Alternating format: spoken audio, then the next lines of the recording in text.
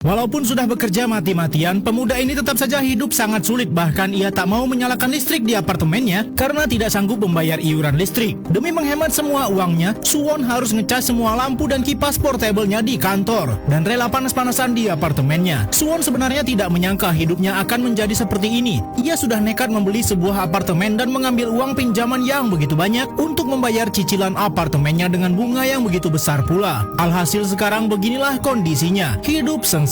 Suwon juga semakin kesal setelah mendengar bahwa harga apartemen malah semakin lama semakin anjlok dan salah satu rekannya di kantor pun menghasut daripada investasi apartemen, mending investasi kripto. Tentu saja Suwon tidak mau. Ia lebih memilih untuk kerja sampingan setiap malam menjadi kurir makanan. Tapi malam ini saat pulang kerja, ada sesuatu yang membuat Suwon sangat kesal. Tetangga apartemennya menulis pesan agar Suwon jangan berisik, padahal dirinya tidak pernah membuat keributan. Di apartemen mereka memang seringkali terdengar suara bising, entah berasal dari mana, dan penghuni di lantai bawah Suwon malah datang memberikan ancaman kepada Suwon. Suwon yang kesal sebenarnya juga sangat terganggu dengan suara bising di apartemennya, dan kini ia malah dituduh jadi sumber keributan itu. Setiap hari, pemuda ini mendengar suara bising di apartemennya. Lebih aneh lagi, penghuni lain malah mengira kebisingan itu berasal dari kamarnya. Suwon sangat yakin bahwa keributan itu berasal dari lantai atas. Akhirnya ia pun langsung naik ke lantai 15 dan menggedor pintu penghuni di sana. Tapi saat Suwon mempertanyakan soal keributan, penghuni lantai 15 malah mengeluhkan hal yang sama dan mengaku tak membuat keributan. Alhasil Suwon pun mencoba lagi naik ke lantai 16 dan ternyata lagi-lagi penghuni lantai 16 tidak pernah membuat kebisingan. Apalagi kamarnya juga sudah dipasang peredam. Karena masih penasaran, Suwon mencoba lagi ke lantai 17.